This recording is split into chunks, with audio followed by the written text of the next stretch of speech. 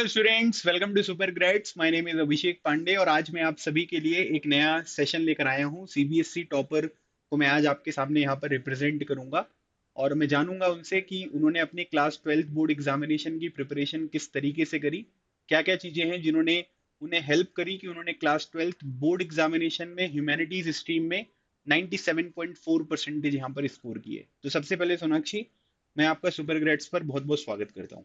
Thank you sir. Okay, सो 97.4 सुन के ही जो है वो गूज बम्स आ रहे हैं मुझे, है ना, कि 97.4 परसेंटेज यहाँ पर बन गए। सो मुझे सुनकर ही बड़ा, है ना, एक्साइटिंग सा लग रहा है। जब तुमने अपना रिजल्ट देखा कि सर 97.4 है, तो कैसा लगा?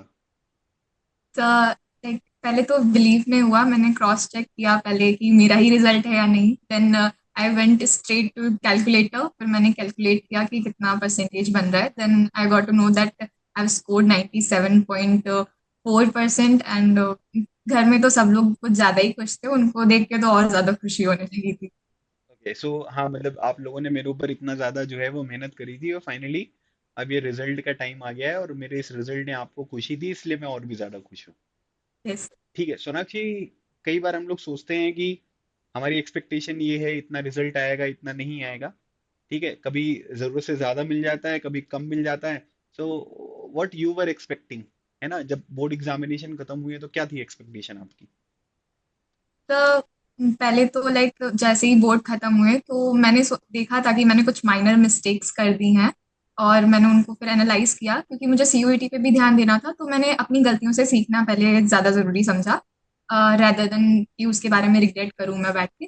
तो फिर मैंने जब देखा कि मैंने माइनर मिस्टेक्स की हैं, तो मुझे लगा कि मेरा स्कोर 95 से तो अब नहीं जाएगा। बट जब स्कोर आया 97.5, तो मतलब काफी ज्यादा अच्छा लगा था कि हाँ मतलब सही गया है। क्या लगता है आपको, ये 95 से लेकर 97.4 की जो जर्नी है ना, ये लगभग 2.4 परसेंटेज का जो इंक्रीमेंट है, अकॉर्डिंग टू यू ये किस चीज का रिजल्ट है? क्यों बढ़े होंगे ये 2.4 परसेंटेज? सर आई थिंक सबसे ज्यादा मायने रखता है आंसर राइटिंग। लाइक सर अगर हम माइनर मिस्टेक्स भी कर दें और लेकिन हमारी आंसर राइटिंग अच्छी है, तो दे कंसीडर योर आंसर। और लाइक ये वो इतना ज्यादा उस पर ध्यान नहीं देते हैं कि क्या फैक्चुअली लाइक कितना ज्यादा लिखा हुआ है करेक्ट या नहीं। rather than they focus more on like कि आंसर राइटिंग कैसी है और किस वे में आंसर को रिप्रेजेंट किया गया है और नॉलेज कितनी है बच्चे के अंदर। तो आई थिंक उससे ज्यादा फर्क पड़ता है। ओके सोनाक्षी, सो मैं चाहता हूँ कि आप थोड़ा सा अपना एक छोटा मोटा इंट्रोडक्शन यहाँ पर दे दें, है ना, वेयर आर यू फ्रॉम, और उसके बाद क्लास 12th में ह्यूमैनिटीज में आपके जो 5 मेन सब्जेक्ट्स हैं वो कौन कौन से हैं, और उन 5 सब्जेक्ट्स में आपका स्कोर यहाँ पर क्या रहा है। और हर एक सब्जेक्ट की अपनी एक अप्रोच होती है ना, कि जैसे इंग्लिश में हमारी एक अलग अप्रोच होगी, पॉलिटिकल साइंस में एक अलग अप्रोच होगी, हिस्ट्री में, सोशोलॉजी में एक अलग अप्रोच होगी।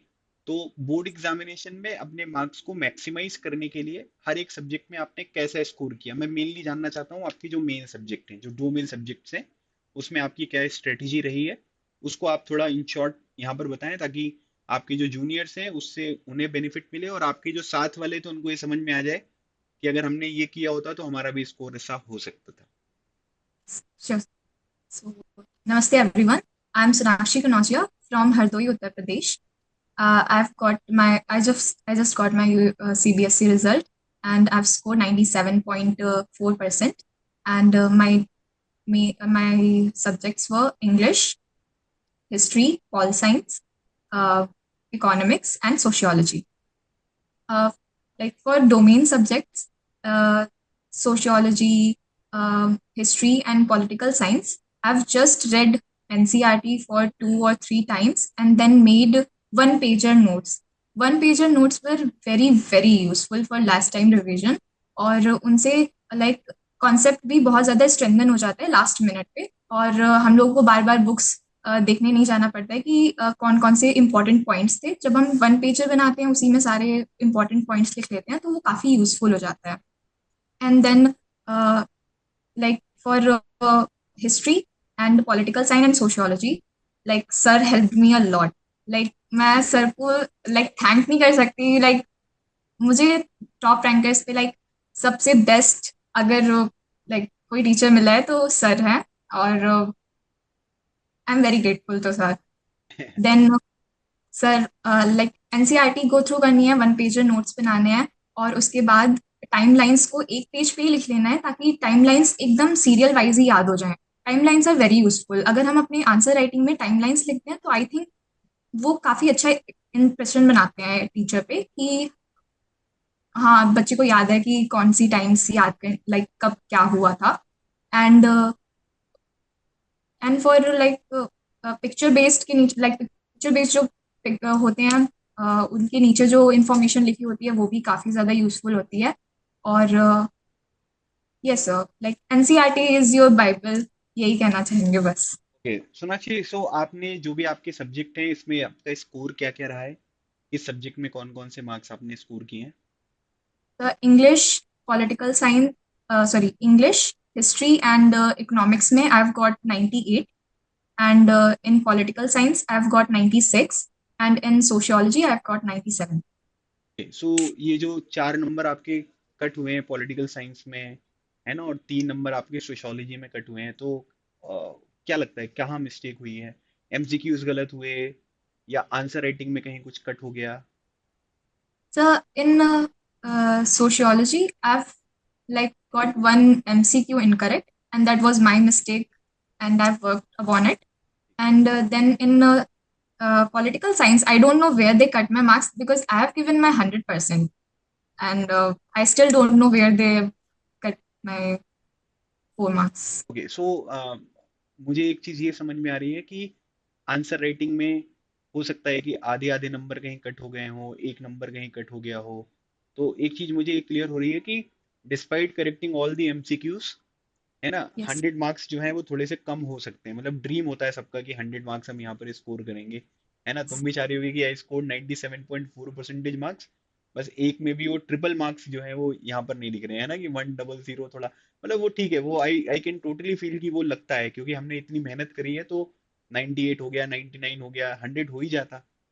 सो मुझे ऐसा लगता है कि आंसर राइटिंग बहुत इंपॉर्टेंट रोल प्ले करती है। According to Yes. You, what should be the proper effective strategy जो स्टूडेंट्स अभी से ही यहाँ पर फॉलो करे, जो क्लास 12th में आया है, सो दैट वो अपनी आंसर राइटिंग को बहुत डाइवर्सिफाई कर सके और क्वेश्चन की डिमांड को फुलफिल करते हुए अच्छे मार्क्स यहाँ पर ला सके? So I will say like short answers तो like everyone can write, but for long answers I think लोगों को तीन हिस्सों में डिवाइड कर देना चाहिए अपना आंसर. फर्स्ट तो इंट्रो पार्ट होना चाहिए, थोड़ा सा ब्रीफ होना चाहिए, और उसको सिंपल तरीके से जो भी क्वेश्चन में पूछा गया उसको एक ब्रीफ इंट्रो उसका दे दें. फिर उसके बाद जो हमारा मेन डिस्क्रिप्शन पार्ट आता है उसमें वो आंसर दें, अच्छे से दें, एंड देन जो कंक्लूजन आता है वो भी एक शॉर्ट और ब्रीफ होना चाहिए, और पॉजिटिव नोट पे उसको फिनिश करना चाहिए. तो इसकी प्रिपरेशन स्टार्टिंग से ही करें, या बोर्ड एग्जामिनेशन जैसे परसों से स्टार्ट होने वाला है तो 2 दिन पहले करें आंसर राइटिंग? कब करना चाहिए answer writing? Sir I think पहले तो एनसीईआरटी अच्छे से पढ़ लेनी चाहिए, देन उसके बाद से ही, लाइक मैंने तो पहले एनसीईआरटी पूरा सिलेबस कवर किया था. लाइक मेरा सिलेबस सितंबर तक हो गया था, देन सितंबर के बाद से ही मैंने आंसर राइटिंग वगैरह स्टार्ट कर दिया. सीयूटी एग्जामिनेशन के लिए आपने सुपर ग्रेड्स पर इनरोल किया था, है ना। आप पूरे ईयर लॉन्ग स्टूडेंट हैं। आपने पॉलिटिकल साइंस, हिस्ट्री, सोशियोलॉजी, है ना, ये सब सब्जेक्ट यहाँ पर पढ़े हैं। इंग्लिश जनरल टेस्ट भी यहाँ पर पढ़ा है, इकोनॉमिक्स भी आपने पढ़ा है। तो मैं ये जानना चाहता हूँ कि सीयूटी एग्जामिनेशन के लिए आप आए थे, उसकी प्रिपरेशन तो अभी तक हम आपको करा ही रहे हैं, है ना। कल भी आपकी क्लास है, 15 से आपका सीयूटी एग्जामिनेशन है, तो सब चीज़ें तो यहाँ पर चली रही हैं। बोर्ड एग्जामिनेशन की प्रिपरेशन में, क्योंकि हम बोर्ड एग्जामिनेशन के लिए जो है वो आपको एडिशनली पढ़ाते हैं, है ना। CUT yes. तो हमारा मेन फोकस जो है वो सीयूटी है, बोर्ड्स के लिए हम अलग से पढ़ा रहे हैं। तो बोर्ड्स में हमने आपकी एक्सपेक्टेशन को कितना फुलफिल किया? 100%. I would okay. say 100. If there was a scale more than 100, I would have given more than that. Okay so क्या इकोसिस्टम जो हम आपको प्रोवाइड करते हैं आपकी प्रिपरेशन के लिए, है ना, मॉक्स के लिए, डाउट क्लियरिंग के लिए, तो वो ओवरऑल आपका एक्सपीरियंस कैसा रहा? लाइक सर, जब हम एनसीईआरटी पढ़ते हैं तो कुछ ऐसे पॉइंट्स होते हैं जो हम लोग मिस कर जाते हैं, या फिर उन पे इतना ध्यान नहीं देते हैं. बट जब मैं टॉप रैंकर्स के मॉक्स वगैरह लगाती थी, देन मैं रियलाइज करती थी कि मैंने ये वाला पॉइंट मिस कर दिया, या फिर मैंने उसको अच्छे से मैं उस गो थ्रू नहीं हुई उसके तरीके से. तो मैं जब मॉक्स लगाती थी तो मुझे अपनी मिस्टेक रियलाइज होती थी. फिर उसके बाद मैं फिर से एनसीईआरटी खोल के पढ़ती थी, तो मुझे लगता था हाँ, ये ऐसा होना चाहिए. और इसके इस ऐसे ही करते करते मेरे काफ़ी सारे जो कॉन्सेप्ट्स थे वो बहुत अच्छे से क्लियर हो गए थे। तो मॉक्स तो लाइक बेस्ट टॉप रैंकर्स के हैं। And then sir you and all the other faculty like Mehtab sir और आप सब ने लाइक बहुत सारे नोट्स हम लोगों को प्रोवाइड किए थे। और जो बुक में आप हाईलाइट करके दे देते थे सर, वो भी लाइक लास्ट मिनट पे पढ़ने से बहुत अच्छे से याद हो जाता था सब कुछ। Yes sir. और मॉक्स वगैरह लगाना तो बहुत। What about doubt clearing group? Sir doubt clearing group तो बहुत अच्छा था। लाइक सर अगर कोई दूसरे स्टूडेंट्स भी कुछ डाउट पूछते थे तो हमारा कॉन्सेप्ट क्लियर हो जाता था, और तुरंत से ही जब डाउट्स क्लियर हो जाते थे तो आपसे कुछ और उसके बारे में आप और भी इन्फो दे देते थे। तो सिर्फ सीयूईटी के लिए नहीं प्रिपेयर हो रहा था हम लोग, आगे के अगर कंपटीशन के लिए जाएं तो उससे भी और भी ज्यादा नॉलेज इंहेंस हो रही थी। और मुझे लगता है कि मैं कभी भी लाइक मुझे स्टडीज इतनी ज़्यादा अच्छी नहीं लगती हैं। मैं हमेशा पढ़ती इसीलिए हूँ क्योंकि मुझे बहुत क्यूरियोसिटी होती है चीज़ों को जानने की। तो जब भी मैं लाइक सर जब भी आप कुछ बताते थे और उसके बारे में कुछ एक्स्ट्रा नॉलेज बता देते थे तो वो काफ़ी अच्छा लगता था मुझे। और क्यूरियोसिटी होती थी पढ़ने के लिए। हाँ, मतलब मैं तो सोनाक्षी के बारे में एक चीज ऐड करना चाहूंगा गाइस। साल भर सोनाक्षी ने प्रिपरेशन यहाँ पर करी है, और मुझे लगता है कि सबसे ज्यादा मेरी क्लासेस अटेंड करी हैं। तो मैं तो बहुत अच्छे तरीके से यहाँ बता सकता हूँ। सोनाक्षी का मतलब ऐसा रहा है कि बहुत ही कम क्लासेस होंगी जिसमें वो नहीं आ पाई है ना, मतलब सिंगल डिजिट में कोई क्लासेस मैं बताऊंगा, डबल डिजिट भी यहाँ पर नहीं कह रहा हूँ, सिंगल डिजिट में अगर नहीं आ पाए तो भी पहले से बता देना कि इस वजह से नहीं आ पाए, बाद में उस चीज को यहाँ पर कंप्लीट करना। सो डिसिप्लिन तरीके से साल भर पढ़ाई करना, मुझे ऐसा लगता है कि ये अपने आप में एक बहुत बड़ा टास्क होता है। और इस टास्क को अगर आपने अकम्प्लिश कर लिया तो डेफिनेटली आप अपने अच्छे परसेंटेज का जो आपका एम है उसे भी जरूर अचीव यहाँ पर कर लोगे। ठीक है सोनाक्षी, सो एक जो जर्नी थी आपकी स्कूल वाली जर्नी, है ना, वो जो एक मेडल आपको मिलना था 12th में कितने परसेंटेज है, वो तुम्हें यहाँ पर मिल गया है। ठीक है, so now next step is CUT examination. Already yes. आपने बोर्ड्स के लिए प्रिपरेशन करी है, सीयूटी के लिए भी आप चीजें प्रिपेयर कर ही रहे हो। 2 से 4 दिन के बाद आपके सीयूटी एग्जामिनेशन जो है वो स्टार्ट हो जाएंगे। तो ये 2 से 4 दिन में क्या स्ट्रेटेजी है, क्या फॉलो करने वाले हो, क्या करने वाले हो? तो जो मैंने वन पेज नोट्स बनाए हैं I will go through with that. और सर लाइक मॉक्स तो मैं काफ़ी दिनों से अभी से लगा ही रही थी, तो मैं मॉक्स पे अभी पॉज दे दिया है। सिर्फ एनसीईआरटी से ही जितना मुझे रिवीजन करना है तो मैं रिवीजन ही कर। And what about previous year questions?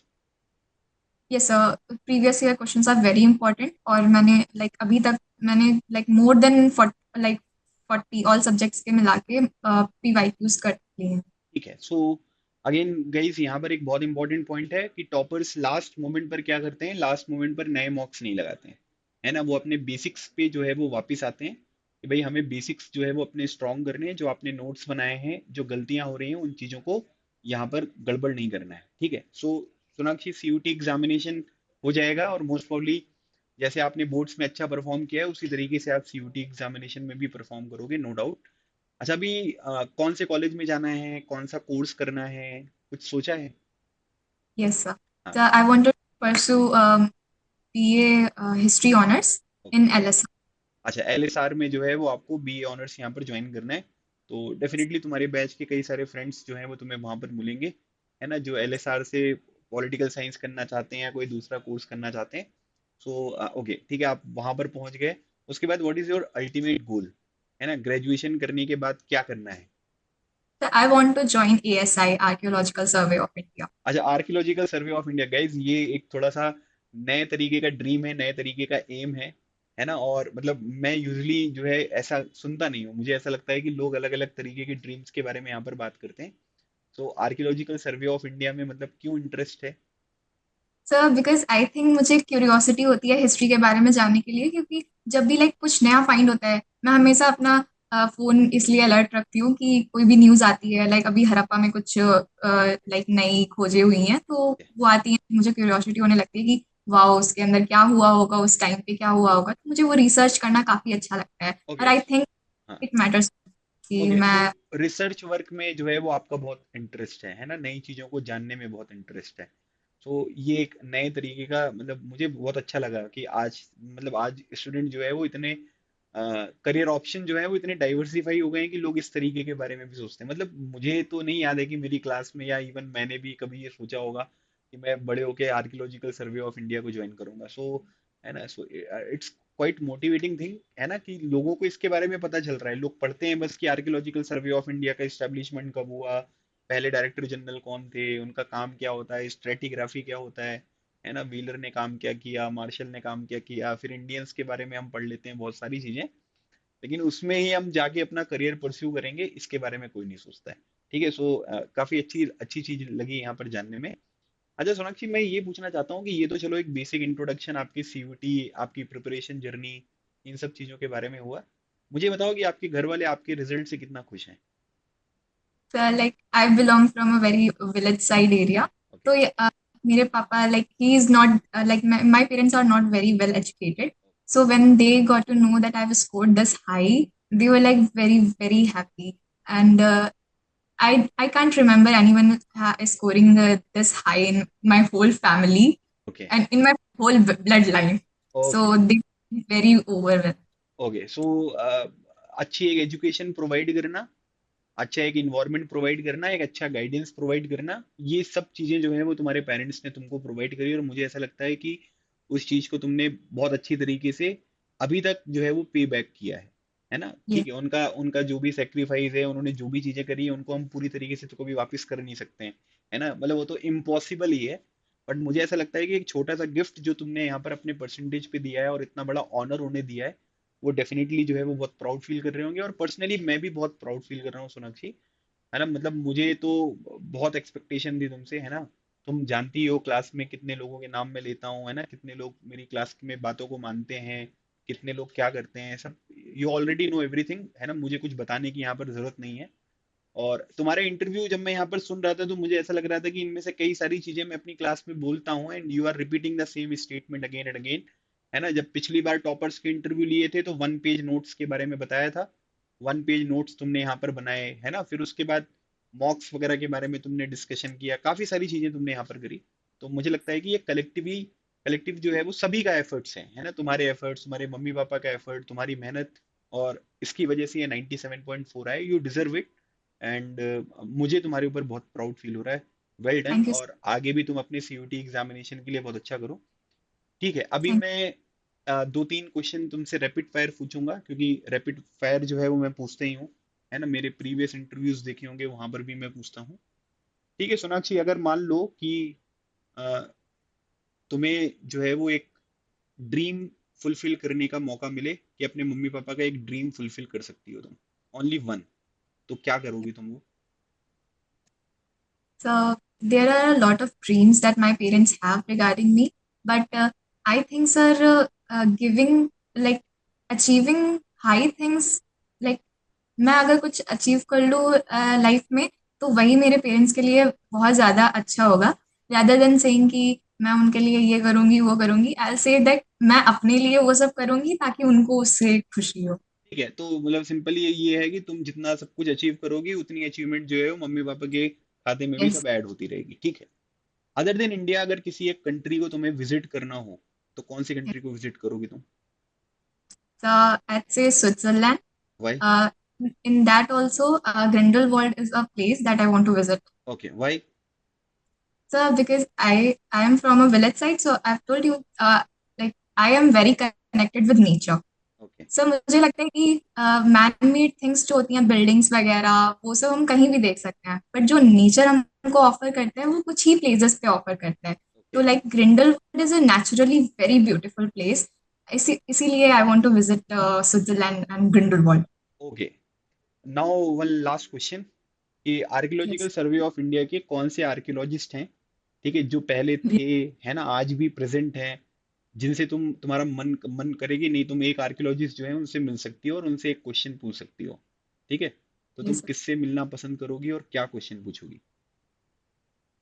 L से मैं कनिंगम सर से मिलना चाहूंगी सर, और ओके। उनसे ये पूछना चाहूंगी कि उन्होंने जब हरप्पन सील्स उनको पहले मिल गई थी, so why he didn't consider them. और जबकि वो लाइक हिस्ट्री के काफी ज्यादा लाइक लवर हैं, उन्होंने उनको हिस्ट्री बहुत ज्यादा पसंद है, इसके बावजूद भी उन्होंने हरप्पन की जो सील्स थी उनको इतना ज्यादा लाइक ध्यान नहीं दिया उस पर। Okay, so what do you think, what was the reason, क्या लगता है तुम्हें क्या रीजन रहा होगा। सो कोई बात नहीं है सोनाक्षी, है ना, हाँ इट्स ओके, नो प्रॉब्लम। ठीक है। सो सब लोग, हाँ, तुम्हें क्या लगता है कि क्यों कंसीडर नहीं किया होगा उन्होंने? सर आई थिंक उनको लगा होगा कि ये वहीं के कुछ कल्चरल चीजें हैं, या फिर उस एरिया में ही कुछ लोगों ने उनको ऐसे ही डाल दिया होगा। मुझे लगता है अगर मैं उनकी जगह होती तो मैं पहले रिसर्च करती कि ये कब, कितने जमान कितना पुराना है। लाइक उनको सिर्फ